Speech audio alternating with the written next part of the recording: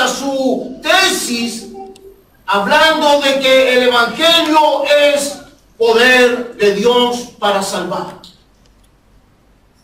Luego, Pablo trata de explicar por qué la necesidad del poder de Dios. Y ya en el capítulo 3, Pablo dice que es necesario el poder de Dios porque el ser humano está corrompido por el pecado. No se trata de un pequeño defecto, no se trata de una pequeña mancha, no se trata de una pequeña debilidad, no se trata de una simple inclinación. Se trata de una corrupción, se trata de algo que ha deteriorado toda la naturaleza humana y por eso es necesario el poder de Dios para salvar. Pablo ha aclarado que este pecado, esta corrupción ha puesto al ser humano como enemigo de Dios. Lo ha puesto en una condición de condenación porque la creación le ha revelado a Dios, porque tiene una conciencia interior que lo acusa al ser humano de su comportamiento y además tiene ahora una ley dada por Dios que revela cuál es el plan de Dios, cuál es el camino, pero el hombre no lo puede seguir y eso lo condena. Entonces está bajo juicio, bajo condenación, es un enemigo de Dios, no hay forma de reconciliar ambas partes. Por eso, separado de la ley, fuera de la ley, aparte de la ley, se hizo necesario que se manifestara Cristo, porque solo en la persona de Cristo puede haber reconciliación entre Dios y el hombre. Pablo ha llevado la tesis de la gracia de Dios tan alto como ha podido. Antes de entrar en el capítulo 6, Pablo ha concluido que la gracia de Dios solo puede ser alcanzada por la fe y la sola fe en la obra de Cristo. Eso es tremendo. Incluso Pablo ha usado un ejemplo que lo va a conducir a un terreno completamente complejo, difícil. Pablo ha llegado a decir que el padre Abraham fue justificado solo porque creyó y no por sus obras. Eso pone al judaísmo de cabeza en el tiempo de Pablo. Eso pone a la religión del judaísmo en una posición tremendamente contraria a la tesis del Evangelio. Yo quisiera, antes de entrar en el sermón, que ustedes puedan imaginar a Pablo en un cuarto, en una pieza, paseándose de un lado a otro, dictando su carta. No piense usted que Pablo se sentaba a escribir cartas. Probablemente ninguna de sus cartas, o probablemente una o dos, hayan sido de puño y letra de Pablo.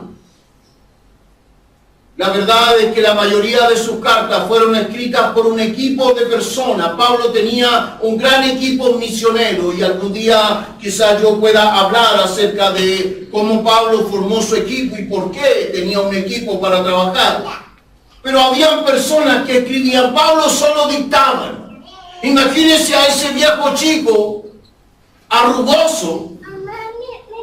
Las mejores pinturas de Pablo lo muestran chico, arrugoso, feo. Paseándose de un lado a otro por su habitación, hablando acerca de la revelación de Dios. Pablo había dictado acerca de la gracia de manera tan elocuente, de manera tan preciosa. La forma, hermano, la definición más profunda de la doctrina de la gracia se encuentra en los primeros capítulos de la carta a los romanos. La gracia de Dios es accesible por medio de la fe y cualquier hombre, cualquier mujer, cualquier persona, no importa la raza, no importa su condición, no importa su pecado, no importa su pasado, no importa lo que haya vivido, no importa su apellido, no importa su condición social, no importa si es patricio o plebeyo, no importa si tiene o no viene, la gracia de Dios puede ser alcanzada cuando alguien pone su fe en el sacrificio de Jesucristo. Amén. Aleluya. Esto ha llevado a Pablo a una posición tremendamente compleja. Imagínense usted, Pablo para un momento de dictar. Sus pobres amanuenses, las personas que escribían, imagínense un tipo detrás de Pablo, como dijo hermano Pablo, y escribiendo, y el tipo hablaba, y ellos escribían, y eran varios, porque después tenían que cotejar si realmente habían escrito correctamente lo que Pablo había dicho. Se tenían que corregir entre ellos. De pronto Pablo para. Y para porque se da cuenta que lo que ha dicho puede conducir a error al débil. Y puede conducir a crítica malintencionada al judío. Porque si Pablo ha dicho que la ley no es instrumento de salvación y que el padre Abraham fue hecho justo solo por fe y no por cumplir la ley, entonces cualquier judío podría decir que Pablo está predicando una anarquía. Una forma de relacionarse con Dios sin ninguna regla. Pablo estaría diciendo entonces, si esto lo dejamos aquí, Pablo estaría diciendo que de ahora en adelante los hombres se pueden relacionar con Dios sin regla ninguna y que todo el pasado de Israel fue inútil, porque la ley sería inútil, porque no sirve para relacionarse con Dios. Entonces Pablo estaría enseñando una anarquía religiosa. Eso sería para el caso de los judíos, que ya a esta altura ya se habían convertido en enemigos de Pablo. Para los gentiles, que era la mayoría de influencia griega, hablar de la gracia de Dios era haberse encontrado con la religión más interesante del mundo. Chipe libre. El hermano Pablo está predicando acerca de una fe y de una relación con Dios, donde uno puede hacer lo que quiere, puede vivir pecando, puede nadar en el pecado y la gracia de Dios siempre va a abundar. Porque donde el pecado abunda, la gracia se podría confundir. Y cuando Pablo reacciona y se da cuenta que ha escrito acerca de la gracia de Dios de manera tan elevada, entonces trata de aterrizar esta teoría, trata de volverla práctica, trata de explicar la doctrina de manera concreta, de manera práctica. Y eso es lo que hace en el capítulo 6. El capítulo 6, para quienes son estudiosos de estas cartas, si es que hay alguien aquí, es una división natural de la carta. Pablo ha venido con un argumento sin parar, pero aquí se ve necesariamente obligado a parar. Y entonces lanza 4 preguntas retóricas. Preguntas que lo que hacen es que la gente reflexione. Los que iban a leer esta carta aquí van a tener que parar, reflexionar, pensar. ¿Qué pues diremos? O se podría traducir, ¿qué concluiremos de lo que venimos hablando? ¿Perseveraremos en el pecado para que la gracia abunde? En ninguna manera. Porque los que hemos muerto al pecado, ¿cómo viviremos aún en él? 4ª pregunta, ¿o no sabéis que los que hemos sido bautizados en Cristo Jesús, hemos sido bautizados en su muerte?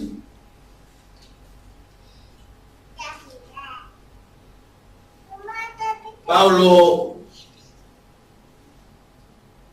quiere ahora explicar, aterrizar, volver práctica la doctrina de la gracia. Y créame, amado hermano, que hoy por hoy hace mucha falta comprender correctamente la doctrina de la gracia. Lamentablemente hay creyentes que por no entender lo que significa la gracia de Dios han abusado de ella, han vivido vidas mezcladas o liberadas, ¿cierto? Han vivido vidas contaminadas con el pecado porque no comprenden lo que significa la gracia de Dios. Sus vidas no crecen, sus vidas no avanzan, son creyentes pachachos, son creyentes limitados, son creyentes que nunca su vida se desarrolla como vida cristiana. Viven jugueteando o flirteando o coqueteando, como dijo por ahí cierto predicador, viven en una relación constante con el pecado y no crecen, porque no comprenden lo que significa la gracia de Dios.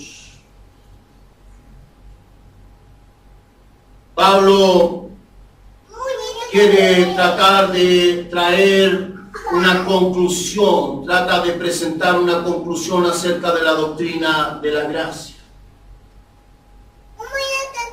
Recuerde que esta carta está dirigida a una iglesia de población mixta, es decir, judíos y gentiles. No se sabe en realidad quién era mayoría en la iglesia de Roma, no se sabe si la mayoría eran judíos o gentiles. Pero este dato le va a ayudar a usted más adelante a entender el problema del capítulo 9, 10 y 11 de la carta a los romanos, donde se presenta el conflicto que hay entre gentiles y judíos acerca de la salvación. Pero eso es para si quiere estudiar la carta con mayor detención. Pero la población que recibe esta carta es una población mixta, son judíos y gentiles. Si un judío no logra comprender bien lo que significa la gracia y piensa que la fe cristiana es una anarquía, es decir, es una vida que se vive como quiero, ando como quiero, hago lo que quiero, vivo lo que quiero, practico lo que quiero, pero siempre voy al culto los domingos, entonces eso sería tremendamente peligroso y no es lo que Pablo está enseñando. En el caso de los gentiles, se podría producir un problema muy serio. Si la vida cristiana y la relación con Dios es una relación espiritual, entonces yo con mi cuerpo puedo servir al pecado, pero con mi espíritu puedo servir a Dios. Y entonces se produce, cierto, lo que más tarde fuera una filosofía neoplatónica, la idea de que un ser humano puede estar bien interiormente y puede estar mal físicamente, o viceversa. Yo con mi cuerpo, cierto, sirvo a Dios, pero en realidad mi espíritu está mal. O mi espíritu sirve a Dios, pero mi cuerpo está mal. Y eso podría haber pasado entre los gentiles. Entonces Pablo se ve en la obligación de tener que enseñar algunas cosas prácticas. ¿Perseveraremos en el pecado para que la gracia abunde? De ninguna manera. Pablo, ante la posibilidad del error, Pablo, al darse cuenta que si no se entiende bien esta doctrina de la gracia, se pueden equivocar judíos y gentiles, creyentes inmaduros podrían cometer errores y vivir vidas limitadas por no entender. Entonces viene ahora Pablo a plantear un tema. ¿Cómo se puede relacionar un ser caído, afectado por el pecado, o con una naturaleza incapaz de hacer el bien? ¿Cómo se puede relacionar con Dios y vivir una vida espiritual? Lo primero que Pablo plantea es la necesidad de una unión, de una identificación con Cristo, con su muerte, con su sepultura y su resurrección. Eso es lo primero que Pablo va a plantear desde el verso 1 al 4. Allí está la primera división del argumento de Pablo. ¿O no sabéis que los que hemos sido bautizados en Cristo Jesús hemos sido bautizados en su muerte? Para que por medio del bautismo, por medio de este acto donde somos sepultados en las aguas, nuestra vieja naturaleza, nuestra herencia adámica, nuestra vida pasada, nuestra naturaleza que estaba condenada, pueda morir, ser sepultada y ser resucitada por el poder de Dios. Lo primero que quisiera destacar aquí es de que cuando este pasaje habla de resurrección, no está hablando de la resurrección escatológica. Y erran quienes interpretan eso de este pasaje. Pablo, al hablar aquí de resurrección, no está hablando de la resurrección final. Está hablando acerca de la vida cristiana. Pablo está diciendo que una persona que se identifica con Cristo, en primer lugar, se debe bautizar. Hay iglesias, hay congregaciones donde piensan que el bautismo, hermano, es como una especie de rito religioso que se practica de vez en cuando, una vez al año, cuando se acuerdan. Hermano amado en el Señor, Pablo está enseñando que ningún creyente puede vivir su vida cristiana. Oiga bien, ningún creyente puede vivir su vida cristiana si no toma una decisión de identificarse con aquel que murió, fue sepultado y resucitó. Es más, Pablo está llevando el bautismo cristiano, no el bautismo de Juan, no el bautismo de arrepentimiento. Probablemente en algún momento yo predique la diferencia entre bautismo de arrepentimiento y bautismo cristiano. Pablo está hablando del bautismo cristiano, está hablando de la identificación con Cristo. Pablo está diciendo que una persona necesariamente, un creyente necesariamente tiene que identificarse, tiene que dar este paso de una unión mística con Cristo. No existe el desarrollo de la vida de un creyente que no se bautice. Y eso es doctrina fundamental. Hermano, así como no existe comunión del cuerpo de Cristo, quien no viene a la mesa y toma la comunión, tampoco existe vida cristiana si alguien no se bautiza. Hay personas que pasan años, hay creyentes que viven años en la iglesia diciendo, no, yo soy evangélico, yo voy a la iglesia, pero nunca quieren identificarse con Cristo. Eso no es posible. Y no es posible, ¿por qué? Porque dice Pablo que cuando nosotros somos bautizados, somos sepultados juntamente con Él para muerte por el bautismo, ¿a fin de qué?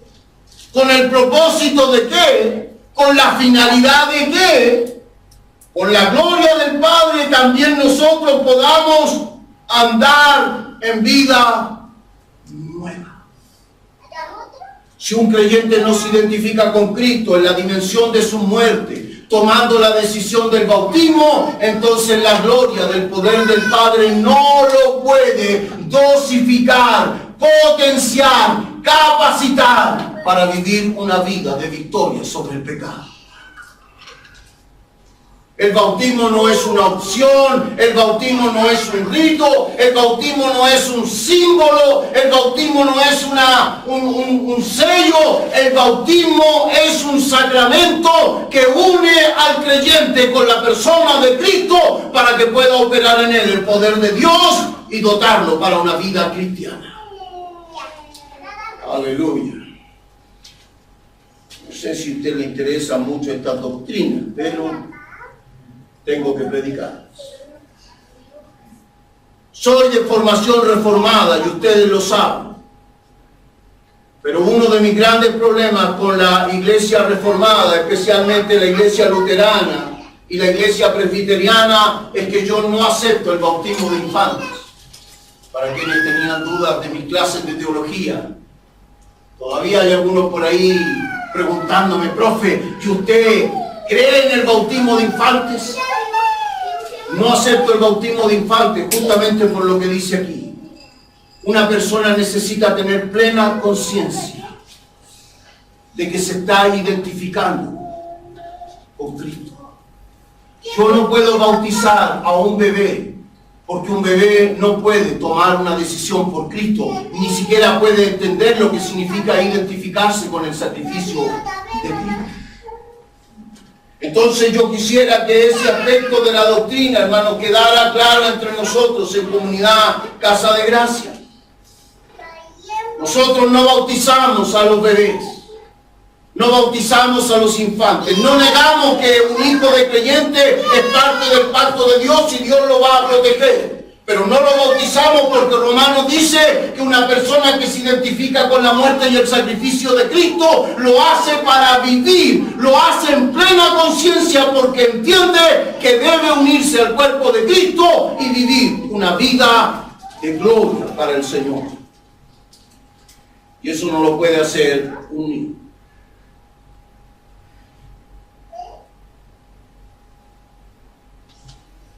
El bautismo es un sacramento, hermanos, que tiene poder ministrador en la vida de una persona.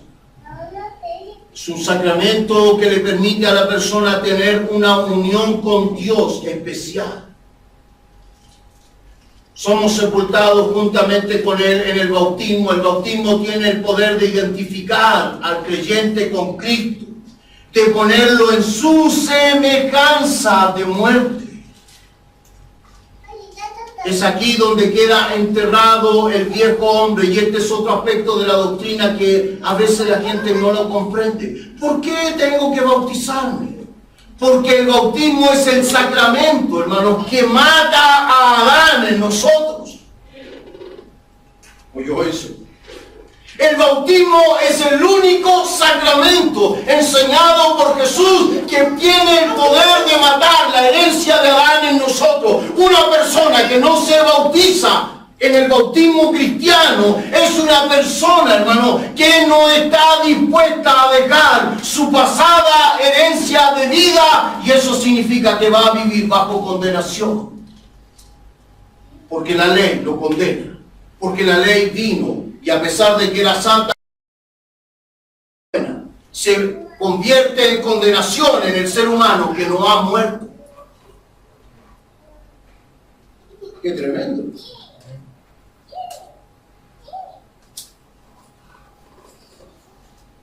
Entonces, la naturaleza caída, toda la herencia, hermanos, de una naturaleza caída, corrompida, afectada por el pecado, solamente puede quedar destruida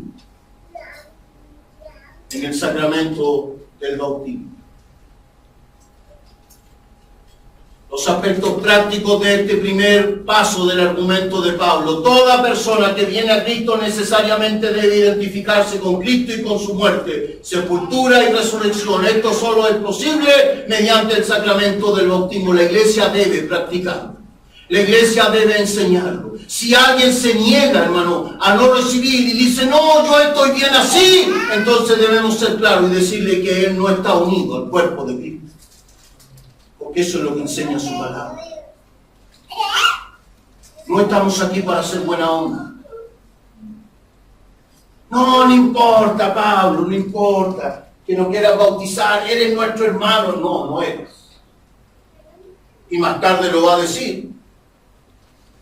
Cuando ya lleguemos al capítulo 8 de Romanos, va a decir que el que no está identificado con Cristo no tiene el Espíritu de Cristo, y el que no tiene el Espíritu de Cristo no es de Él. No, si Pablo se la trae, hermano, con su doctrina. Segundo aspecto práctico, esto significa entonces que cualquier otro bautismo que no se identifique con la muerte, sepultura y resurrección de Jesucristo no puede ser practicado en la vida de un creyente y no sirve para la vida cristiana. Ay, es que yo me bauticé con los testigos de Jehová. No sirve. Necesita identificarse con Cristo como Salvador. Es que yo me bauticé cuando era bebé. No sirve. Porque usted tiene que tener conciencia de que tiene que identificarse con el sacrificio de Cristo. Por eso las iglesias evangélicas somos rebautizantes. Tercer aspecto práctico, el bautismo cristiano exige, demanda entonces que quien lo practique tenga plena conciencia de que lo que está realizando es una identificación con Cristo. No pueden ser bautizados personas, hermanos, que no tengan plena conciencia. Mire, escuche bien, hermano. Este no es un jueguito. No juguemos a meter pecadores al agua, hermano. A veces se entusiasman algunas iglesias. Yo quiero aprovechar de que estamos solo los de casa para exhortar a los ministros de esta comunidad, hermano. Cuidado, pastores. Cuidado con agarrar el entusiasmo cuando sea día de bautismo, hermano. Porque en el futuro, mire, hoy día con suerte iremos a bautizar a 2, hermano. Pero en el futuro, cuando ya son 20, siempre hay gente a la orilla de la piscina, hermano, con cara de cordero degollado. ¿Se ha fijado? Como con cara de pena, así. ¿Ah? Pastor, yo también quiero. No. Pastores, que yo al ver esto me dan unos deseos y sé de ser bautizado. No. Quizás el próximo año. Pero pastor, no. Si yo traje hasta mi túnica. No. No. Porque ¿quién se identifica con la muerte y el sacrificio de Cristo? Más tarde Pablo llegará a decir, en el capítulo 8 de la misma carta, este también tiene que identificarse con los sufrimientos de Cristo. Y tiene que saber que los sufrimientos del tiempo presente no son comparables con la gloria venidera. No puedo meter a alguien al agua, hermano, cuando venga la primera prueba nos va a abandonar, va a dejar la gracia del Señor. No puedo hacer eso. Este tiene que saber qué es lo que realmente está haciendo cuando se bautiza. Aleluya. Segundo punto del argumento de Pablo: los efectos reales de esta unión con Cristo. Al identificarnos y unirnos con Cristo en el acto del bautismo, comienza en nosotros resultados prácticos que nos benefician, nos capacitan para vivir nuestra vida cristiana. Desde el verso 5 al verso 11 está el segundo argumento que plantea Pablo. La vieja naturaleza es destruida al identificarnos con la crucifixión de Cristo y ya no somos más esclavos del pecado. Miren lo que dice. Dice que el cuerpo del pecado queda destruido. Óigame bien. Como pastor, yo me encanta esta doctrina porque yo prefiero que la gente se bautice y se identifique con Cristo, para que después no me vengan con ese cuentecito de que el pecado le ganó. Pastor, es que el pecado me venció. No lo puede vencer, porque aquí dice que si usted se identificó con Cristo, el cuerpo del pecado queda destruido por el poder del sacramento del bautismo. El que se cayó fue usted. El que pecó fue usted. El que hizo la cochinada fue usted. Pero no fue el pecado, porque el pecado ya no tiene poder. Porque el cuerpo del pecado fue destruido, fue condenado, fue sepultado y se acabó. Ya sé lo que está pensando. Pero si nosotros pecamos, sí. Próximo sermón, capítulo 7, la lucha en la vida del creyente.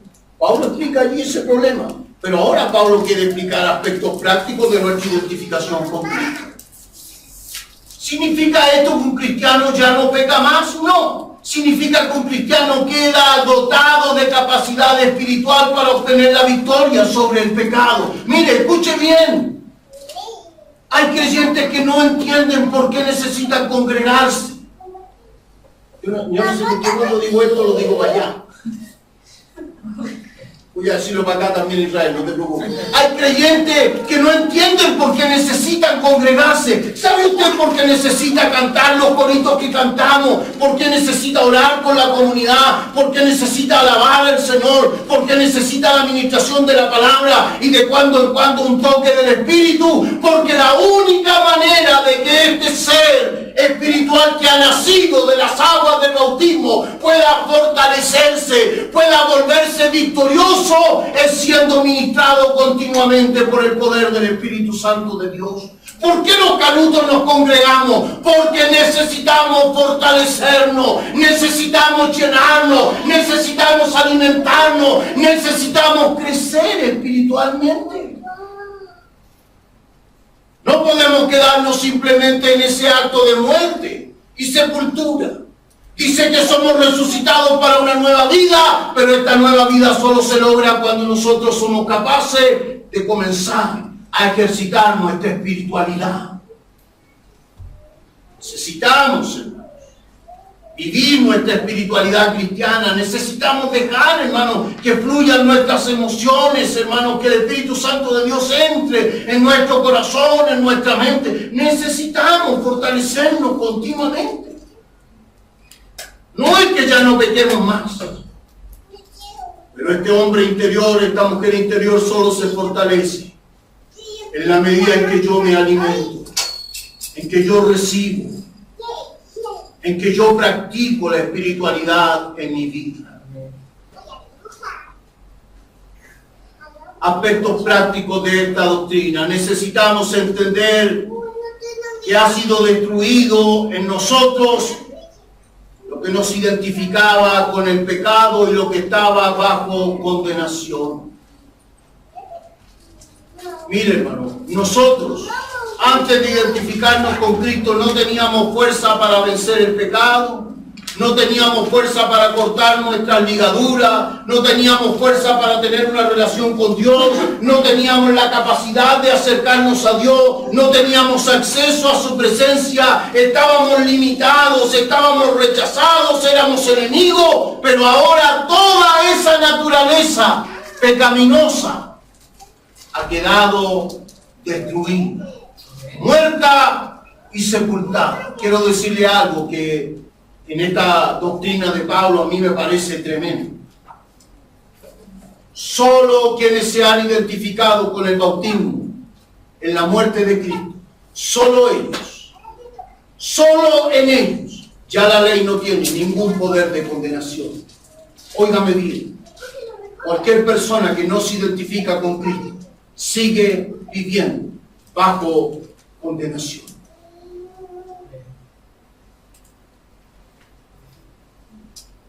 ¿Por qué razón?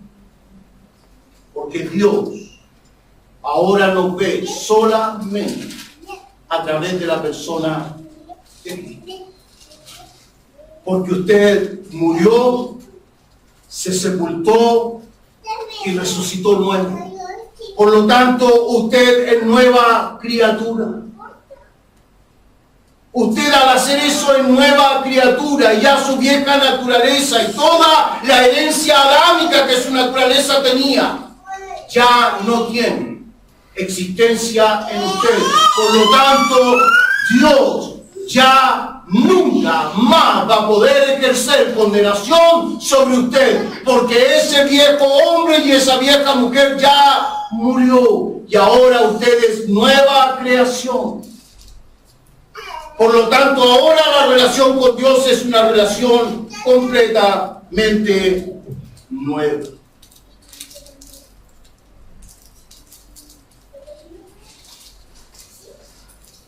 Todo lo que pertenecía a la herencia adámica ha quedado destruido al identificarnos con Cristo, pero, porque siempre hay un pero, nuestra naturaleza sigue siendo una naturaleza caída, ya que aún no ha sido modificada, ya que eso solo ocurrirá con la venida de Cristo. Entonces es necesario entender lo que nos recomienda Pablo desde el verso 12 al 14. Yo quiero que entienda esto. Lo que nació en usted al momento de identificarse con Cristo fue una nueva criatura espiritual. Y mientras su criatura espiritual comience a tomar fuerza y crecer, su naturaleza vieja va a ir disminuyendo. Necesito que entienda esto. No es mágico y no lo va a hacer Dios. Lo tenemos que hacer nosotros. Si nosotros hacemos crecer nuestra vida espiritual, nuestra naturaleza vieja va a ir disminuyendo, se va a ir reduciendo y va a perder su eficacia. ¿Me entiende? Si usted no hace crecer su naturaleza espiritual, entonces su naturaleza vieja va a empezar a tomar fuerza de nuevo. Lo que había quedado destruido y aplastado y sepultado en el bautismo va a tomar fuerza de nuevo. ¿Por qué? Porque sigue allí en usted. La naturaleza pasada, solo la naturaleza, óigame bien, ningún efecto de condenación, ningún poder del pecado, ningún poder de Satanás, ninguna acusación, ningún juicio, nadie le puede condenar, nadie puede estar contra usted, nada de eso va a ocurrir porque usted es nuevo. Pero si usted no toma fuerzas espirituales, su vida espiritual se va a ir apagando y su vieja naturaleza va a volver a cobrar fuerza. Porque el pecado es un poder. Porque recuerde que por el pecado tomó ocasión Satanás por la debilidad de nuestra naturaleza. Por lo tanto, si nuestra naturaleza se debilita y crece nuestra vida espiritual, entonces nosotros nos hacemos fuertes en Dios. Pero si nuestra naturaleza espiritual se debilita, nuestra naturaleza carnal, pasada, entonces va a comenzar a tomar fuerza. ¿Y qué es lo que nos dice Pablo en el verso 12 en adelante? No reine pues el pecado en vosotros, de modo que obedezcáis a sus concupiscencias. Miren, Pablo nos está dando la clave. Dice que el pecado tiene concupiscencias. No dice que son nuestras concupiscencias. Dice que el pecado tiene concupiscencias. ¿Qué son las concupiscencias? ¿Qué son concupites? Deseos propios. Miren, no puedo avanzar más porque corresponde al sermón del capítulo 8, o sea, en 2 semanas más. Pero trataré de explicarle brevemente. Miren, el pecado que pertenecía a la vida pasada tiene tanto poder que incluso en él existen deseos profundos que se despiertan en nuestra naturaleza cuando nuestra naturaleza espiritual se debilita. Lo explicaré de la siguiente manera. Si pasó toda la vida bailando conga en un escenario con poca ropa, lo más probable, pues, hermano, es que cuando escuche el galeón español empiece dígame si no nos ha pasado. Si yo he escuchado a algunos hermanitos, hermano, y yo entre ellos, resumo, que hasta ciertas canciones les producen sed. Es tremendo. Mire, yo esto lo he dicho como comentario de pasillo, hermano. Una iglesia debe poner atención a esto para volverse una iglesia madura y saber cómo evangelizar. Hermano, si tenemos entre nosotros una mujer que bailó toda la vida para ganarse su vida en un tope, hermano, lo más probable es que si nosotros la exponemos a esa clase de ambiente, su vieja naturaleza vuelva a ser atacada por la concupiscencia del pecado, es decir, por los deseos más profundos, más bajos e internos del pecado. Y vuelva a pensar que en eso existe una posibilidad para ella. Lo mismo puede pasar con esa persona que estuvo luchando contra el alcohol, y si nosotros lo exponemos a una situación trágica, lo más probable es que esa persona caiga, porque el pecado tiene concupiscencia, tiene deseos potentes, hermano, que nos traen recuerdos de aquella vieja vida. Por eso muchas veces yo he dicho en esta iglesia, hermano, trate de criar a su hijo en santidad, trate de criar a su hijo en un ambiente cristiano, dé gracias al Señor porque tiene a su hijo en un ambiente cristiano, porque lo más probable es que el pecado tenga menos contacto con él.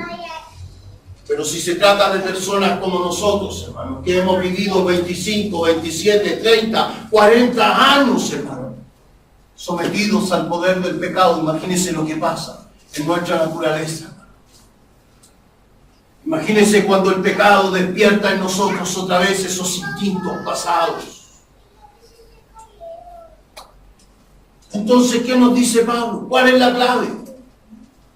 No es, oye, ustedes nunca van a pecar. No, Pablo no ha dicho eso. Pablo dice, verso 12, no dejen que el pecado reine. Sí voy a pecar. Sí es verdad que me equivoco, sí es verdad que a veces me sale el viejo Francisco, sí es verdad, hermano. Dábales menos. Por eso ahora, hermano. Pero bueno, sí, la vieja Francisca, la vieja Yané. Hoy tiene un gesto liberal en la cara, digo, habla, Señor. Hermano, sí sale, el viejo Nicolás.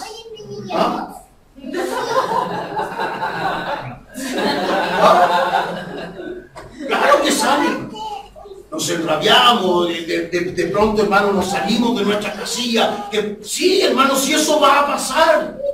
Pero no dejen, dice Pablo, no dejen que el pecado reine en ustedes. No permitan, hermanos, de que no fracasé una vez y entonces ya no puedo más, y entonces mejor no sigo, y entonces mejor para qué voy, y entonces para qué voy a levantar las manos en el culto, y entonces para qué voy a cantar, y entonces para qué voy a adorar si yo soy tan terrible, hermano, soy lo peor de la iglesia, yo siempre me caigo, siempre me equivoco. Justamente es todo lo contrario. Cuando usted descubre que se equivoca, entonces es aquí donde tiene que venir. Cuando usted descubre, hermanos, de que ha errado, cuando usted descubre de que ha fracasado otra vez en su intento de crecer espiritualmente, es aquí donde tiene que estar, levantando sus manos. Amén. Alleguémonos pues confiadamente al trono de su gracia, para hallar gracia y oportuno socorro para nuestras vidas. Esa es la gracia de Dios. De eso es lo que Pablo había estado hablando anteriormente, de que la gracia de Dios es accesible por medio de la fe, para aquellos que creen, hermanos, para esos que confían, para esos que son capaces de decir: esta semana me fue mal, esta semana fracasé, esta semana no hice lo que debía hacer, pero voy a estar ahí el domingo otra vez en la presencia de mi Dios. Voy a volver a humillarme, voy a volver a adorarlo, voy a volver a abrir mi boca, voy a volver a alabar al Señor, porque quiero que mi vida espiritual crezca. Aleluya. No dejen que el pecado reine en ustedes, ni tampoco piensen que pueden vivir una vida espiritual mientras alguno de sus miembros practica el pecado. Está hablando de los miembros del pueblo. Ese concepto es bastante extraño para nosotros, pero no para la gente a la que se le escribió esta carta. Hermano, recuerde que ellos tenían una fuerte influencia de la filosofía griega. Ellos tenían la idea de que lo espiritual estaba separado de lo físico, que una persona físicamente podía practicar una cosa, pero espiritualmente podía practicar otra. A veces también ocurre con algunos creyentes. A veces también pasa con algunos creyentes que piensan que pueden estar bien espiritualmente. No, pastor, yo estoy bien espiritualmente, no me congrego.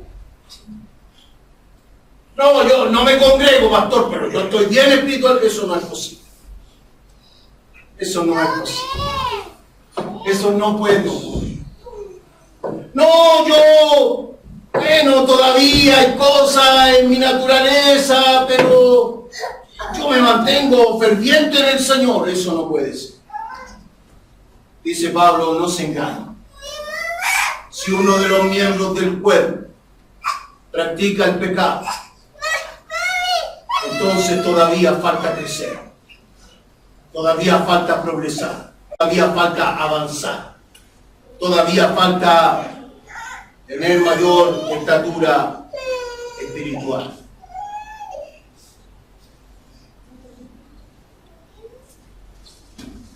Preséntense ustedes como vivos delante de Dios, y presenten sus miembros como instrumentos de justicia. ¿Para qué? Para que el pecado no reine en ustedes. ¿Qué debo hacer para que el pecado no reine en mi vida? Presentarme delante de Dios una y otra vez, una y otra vez. Yo sé que fracaso en eso, yo sé que a lo mejor tengo problemas con mi carácter, tengo problemas con algún vicio, tengo problemas con malas palabras, tengo problemas con algunas prácticas morales. Yo sé que los tengo, pero voy a venir a la presencia de Dios una y otra vez, una y otra vez, una y otra vez, porque sé que en Él voy a tener victoria. Amén, amén. En Cristo está garantizada la victoria sobre el pecado. Gracias. El llamado de Pablo es a poner la doctrina de la gracia en un contexto práctico. No es una anarquía. Y en el próximo sermón, hermanos, voy a explicar eso. Lo que Pablo ha enseñado sobre la gracia no es una anarquía. La gracia también tiene exigencias. Y la primera exigencia de la gracia es que nuestra vida debe estar siempre viniendo al Señor, siempre cultivando espiritualmente, en oración, en búsqueda, En mi casa debo orar, debo buscar, debo alabar, debo leer la Biblia, porque mi vida espiritual se tiene que fortalecer. Cuando un creyente no alimenta su vida espiritual, lo más probable es que esa vida se debilite. A tal punto, hermano, que de pronto podríamos sentirnos completamente desconectados de Dios. Inclinemos nuestra cabeza un momento y oremos al Señor. Bendito Padre Celestial, te damos gracias, Señor, por esta palabra.